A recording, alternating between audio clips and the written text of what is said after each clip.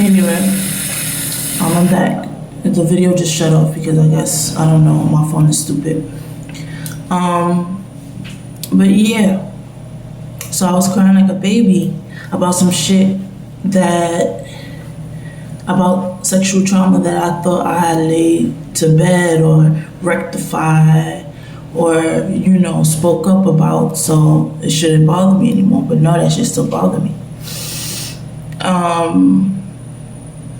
So yeah, this video is gonna be me talking about my sexual trauma. And disclaimer, I'm bipolar, so take what I say with a grain of salt.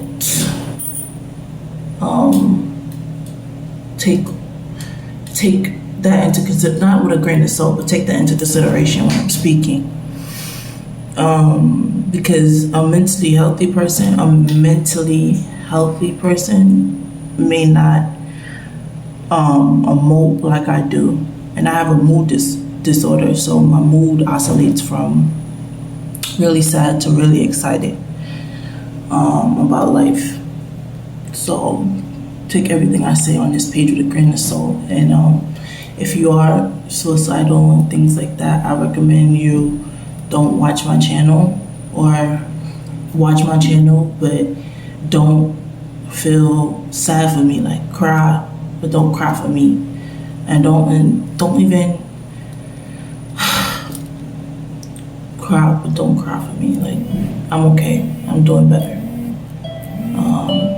Anyway, so yeah, I was watching this video about trauma this morning. Just now, I'm watching it just now, and I just woke up at 7 something. And I'm watching this video about trauma, and it's hitting me like back to back to back, all the sexual trauma I've been through. Like, mind you, I went to college and I got a vision. Mind you, I see visions and shit like that. Like, I don't see people, I don't see ghosts or anything like that, but I get visions. I get like I download visions or whatever. So I had this vision or whatever, and it was about me being molested in my infancy. And mind you, I was so far removed from all of that energy at that time when I got the vision, that I was so shocked by the information. Like, I didn't even take it, I didn't even feel it. Like, I was like molested in my infancy with the one you going on. And I saw like a baby. I saw a baby, and I was like, oh shit. And then that was actually a different download. That was like a different download that actually came true. I had a download that somebody in my family would get pregnant, and somebody in my family did get pregnant. And I had a download somebody would die, and somebody did die in my family. First death in my family, in my immediate family. And a bitch predicted it about 3 years before it happened. So yeah. That's why I'm avoiding the topic. The topic is sexual trauma, so trigger warning. Yeah, so I'm gonna come on here and speak my truth before like she said she gonna write a book. I'm gonna write a book too, and I'm gonna expose everybody, because I don't believe in sweeping shit under the rug. Sweeping shit under the rug creates bipolar children. And I've been bipolar children makes untreated bipolar children makes very, very, very, very unhappy bipolar adults, very unhealthy adults. So whatever. What was I saying? Sexual trauma. I want to say it. I'm gonna say it. I'm gonna say it. This whole thing about nervousness about speaking your truth is bullshit, because we can speak lies all day and then we don't speak our truth when it's time to speak our truth. But I'm not gonna do that. I'm gonna speak my truth. Alright, so I had this thing where I felt like I was molested in my infancy, because my whole life I felt off. And what my family called it, what my mother and my elder sisters called it, was sick, like sickly. They would call me sickly. That's the term that they use, sickly, or like each was sickly. or whatever. Like I just had a slew of health problems. Like I had really bad allergies. My mood would, get really low. I would cry a lot. I would have like tantrums. I would throw tantrums like I was white. Crazy, right? I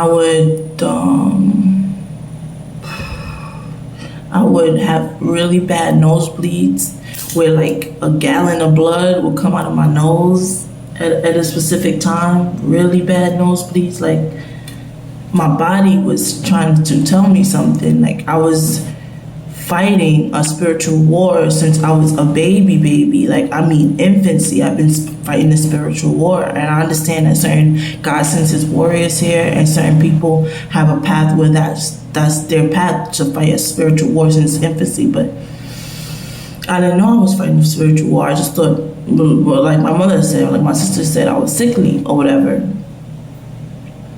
No, that's why when I got to college and I had that little download, I was like, first I was like, my life is going so good. Like, why is this coming up? Like, what? Trauma? What trauma? I'm loving light. It coming from in a very abusive household, like, shit was crazy. I was just trying to, like, I think I snapped and I tried to, like, erase, tried to just, like, make a new path out of nothing, just, like, diverge randomly. Like, had to, because there was nothing left for me on my original path that I was on. I ended up dropping out, but that's another story. This one is about sexual trauma. So, molested in infancy, I still believe, by my father, I still believe, or by one of my mother's girlfriends. It had to be from the age of 0 to 5, because I can't remember shit from that time period, and that's how I know I'm blocking something out, because I can't remember anything from there. Like, you asked me to remember when I was 2, like, I could look at pictures and still can't remember it. Like, I can remember the scene. I can remember, if I'm looking at a picture, I can remember the bed sheets and like the curtains, but I can't remember what I was doing or what I was thinking or what I was feeling at that time. It's like blocked out. So, and I remember what I do remember is being a sad child. Like, my mother would go to work and I would lay out her clothes on the bed, like her laundry, and just lay in her laundry and like cry until she got there. My mother worked long ass shifts. My mother worked the night shift. So she would leave from night and come back like midday, and the next day, and my ass would just be crying that whole time, up that whole time, and then I was asleep that whole time, just like had horrible separation anxiety since I was a baby. And yeah,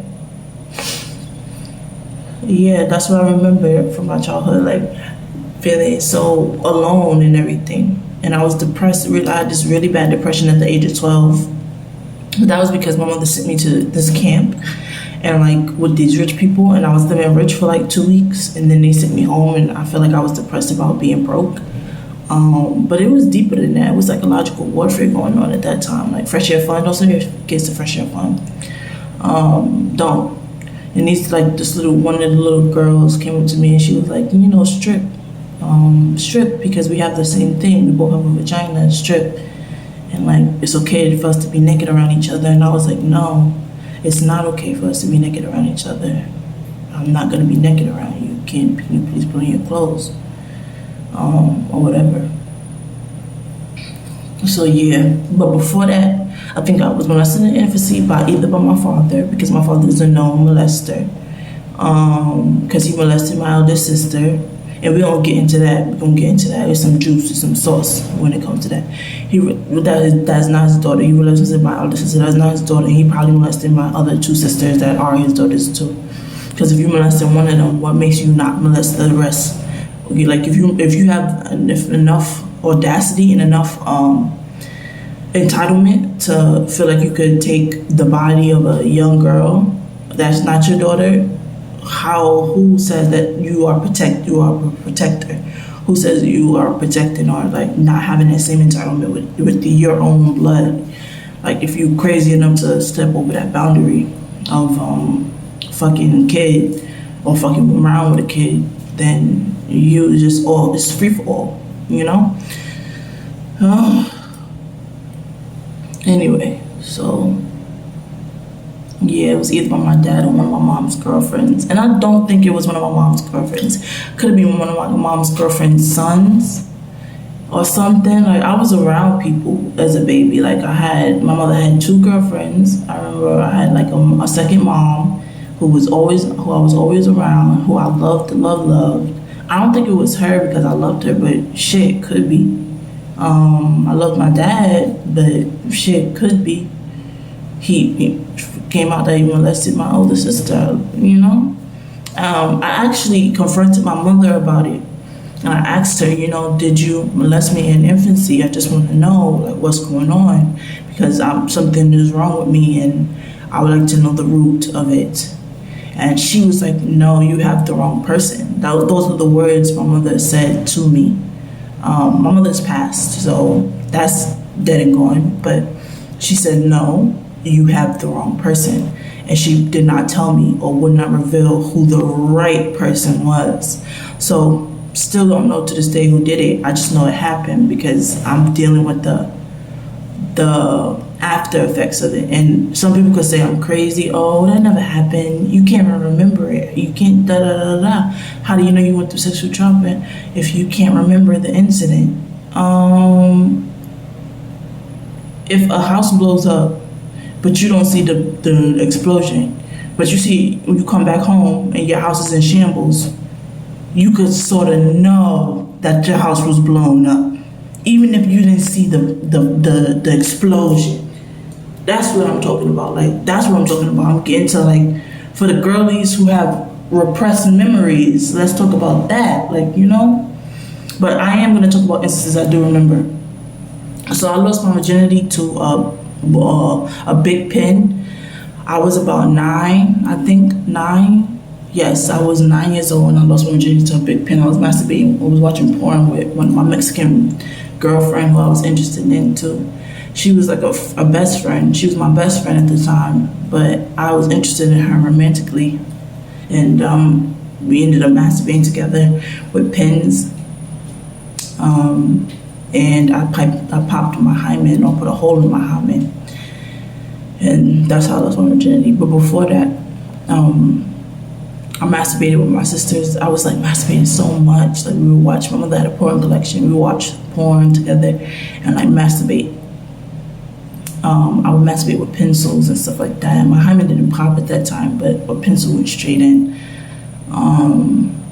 which was like hypersexual because I was like, 7, 8, 6 at this time. And then even earlier than that, I remember my cousins, this is like stories that came back up. Like I didn't remember it until one of my sisters brought it up. And basically my cousins basically made a strip. Mind you, my cousins was like probably like had a decade on us at this time. Had a decade on me at least. And a little less than a decade on my elder sisters.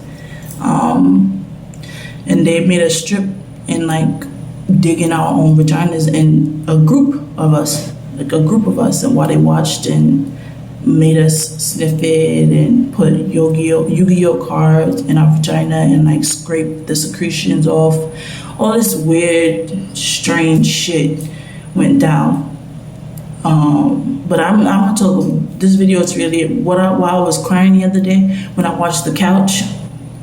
How I was crying was because of some situation that happened when I was like 16 or 14, or I can't remember. Like that's how fucked up it is. I repressed the age, but I felt really small. It made me feel like really young. Okay, so my sister got married to this old man. No, she wasn't married yet. Was she married yet? I think she might have been married. I don't know. The timeline is blurry to me, but my sister was involved with this man, and she had a baby by this man who was the director of our shelter. We were living in the shelter at the time, and there was this man who was the director of the shelter. who was like 50, 60 years her senior. I don't know how old this nigga is. He's ancient. And she started to date this man, ended up having a baby with this man, ended up leaving her apartment that he bought her, moving back into the house that we lived in, and then moving out, getting a new house. And we moved out of our house, moved into a different shelter. And I would go to visit my sister because she was alone, a new mother. She was only 21. I loved my sister. I love my sister. You saw that loved in the past tense came out? I love my sister. Because this situation is not her fault. I realized I'm currently at the age she was at when it took place, and I could see how her reaction was. I could understand her. I empathized with her. But anyway, I would visit my sister, and how I would visit my sister is that her boyfriend would come to the new shelter that we lived at, not the shelter that he worked at, but the shelter that we lived at, and he would pick me up in his car and then drive me like a couple of blocks down to their house, which was like a couple of stops on the B12 bus or whatever. And like these car rides got increasingly more and more comfortable for me. He would ask me if I had a boyfriend yet. I would reply, no, I don't like any boys. Boys are dirty. And just with every time I got into the car, he would just ask me, do I have a boyfriend? Did I have a boyfriend? Do I have a boyfriend? Those were the questions. He would mix them in with questions about, how school and all these different predatory things, like getting into children's business. This is the father of my nephews, and I love my nephews, but this nigga gotta be exposed. So here we are. And I know my sister's gonna end up watching this video, and it's gonna be a rift between us for the rest of our lives. But shit, if that rift already exists, me coming and saying it, that shit is not gonna change nothing. So yeah. So he was just asking me all these predatory fucking questions, like, do I have a boyfriend? I don't know if he would ask me, did I kiss anybody yet, or stuff like that, but maybe it's not that far off. So that's one thing he would do. And I remember one day he touched me on my thigh and was like, what's that? Because I went dead silent because I was uncomfortable. I went dead silent, that's what I do. And then he found that to be his moment, his chance. And he touched my thigh and just a tap, just with one finger poked me, but it was just so creepy, so, I can't even say intimate, but like, it was so nasty, just like, what's that? Like that, like, it's not even a poke like this, a poke, like, what's that? Like, you gotta